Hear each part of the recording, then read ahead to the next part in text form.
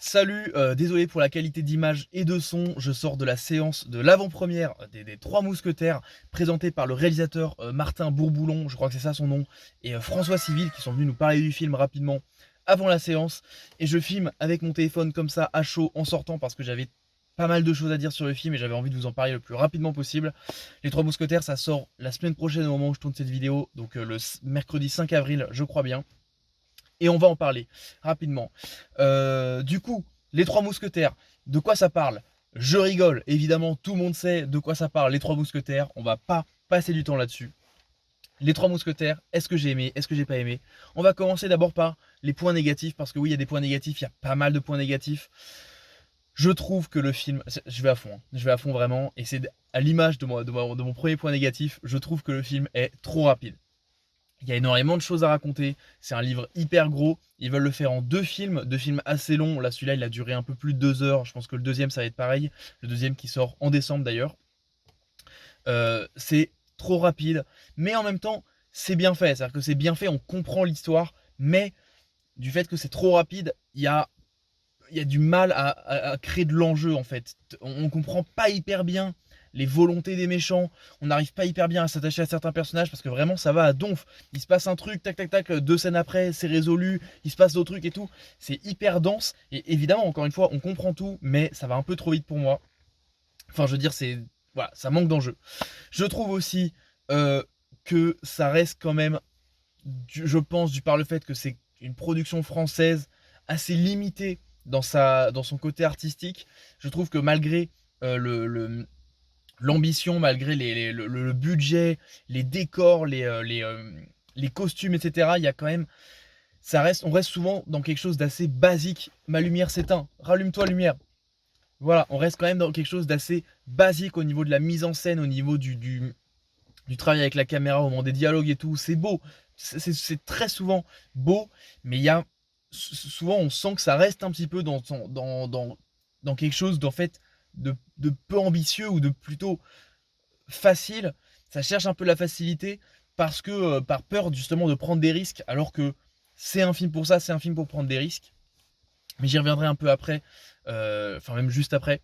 Mon dernier point négatif, je trouve, ça c'est tout con, mais très souvent quand il y a un plan assez rapproché sur un visage, et ben, il se passe des choses à l'arrière-plan, et souvent l'arrière-plan est flou, normal, euh, c'est euh, c'est euh, c'est c'est flou. Bref, parce que la mise au point est sur le visage. Je suis désolé, en fait, j'ai pas envie de faire de cut, du coup, je vais à fond, mais du coup, bref, j'y vais en one shot. Mais du coup, ce flou à l'arrière, il est souvent assez dégueulasse. Et en fait, c'est même, on dirait, des mauvaises textures de jeux vidéo. Et du coup, et vu que souvent, dans ce flou, il se passe des choses, par exemple des combats et tout, et que la caméra appuie dessus, et pour qu'en même temps, on ait l'émotion du personnage au premier plan, et bah ces combats en arrière-plan sont dégueulasses, parce que le flou est dégueulasse. Ça, c'est un petit détail qui m'a gêné et qui revient tout le long du film, du coup, je voulais en parler. Et aussi, je trouve que, je regarde au niveau du temps, ça va, je suis pas trop long. Euh, je trouve qu'au niveau des performances, Louis Garrel et Vincent Cassel, j'ai eu du mal à rentrer dans leur personnage. Au final, ça a été tout au long du film, mais j'ai eu du mal. J'ai mis du temps avant d'entrer dedans. Et en fait, le problème, c'est avec Eva Green. Je trouve que Eva Green, ça fonctionne pas du tout. C'est la méchante du film, enfin, en tout cas, une des figures méchantes du film. Et le film veut vraiment nous dire, regardez, c'est une méchante, regardez, je suis maléfique et tout machin. C'est un peu trop, c'est un peu trop surjoué. Moi, j'ai pas du tout accroché avec son personnage. Mais il y a eu plein de choses positives. Et parlons maintenant du positif. Le film est hyper ambitieux, hyper épique. Non, c'est assez dément. Il y a des plans. En fait, ce qui m'a vraiment plu, c'est la qualité des plans et de ce qu'il fait avec sa caméra la plupart du temps, même si c'était aussi un de mes points négatifs.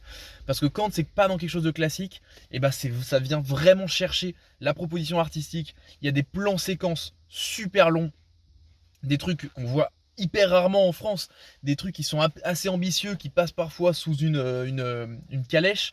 Euh, et puis surtout, on voit que c'est les acteurs eux-mêmes, ça c'est super bien. Je sais pas si c'est des doublures ou quoi, mais en tout cas, on a vraiment l'impression que c'est les acteurs. Et on voit souvent aussi que c'est des faux plans séquences avec des gens qui passent devant la caméra, on sent une coupure, mais on s'en fout, on sent l'envie de vraiment créer plein de plans séquences différents avec des combats assez ouf. C'est hyper prenant, c'est trop génial.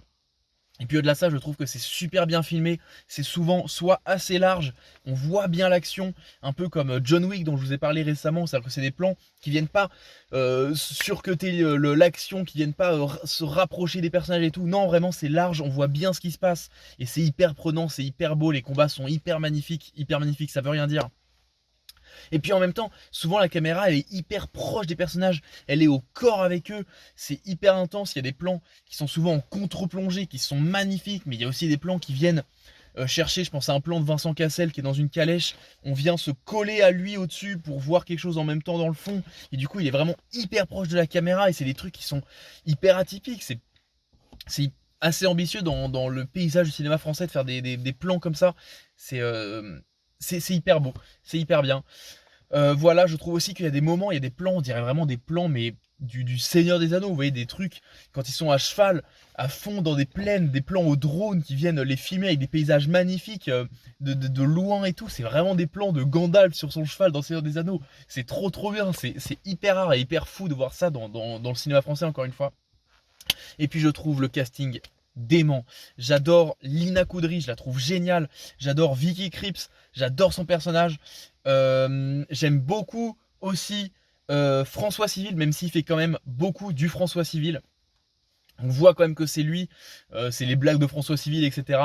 Mais ça marche quand même bien. Et puis surtout, Pio Marmaille et François Duris, ils ont pas énormément de temps à l'écran, mais moi je les ai adorés. Ce sont des mousquetaires magnifiques, je les adore. Vraiment, je les adore en tant qu'acteur, je les adore de manière générale et je les ai adorés dans ce film.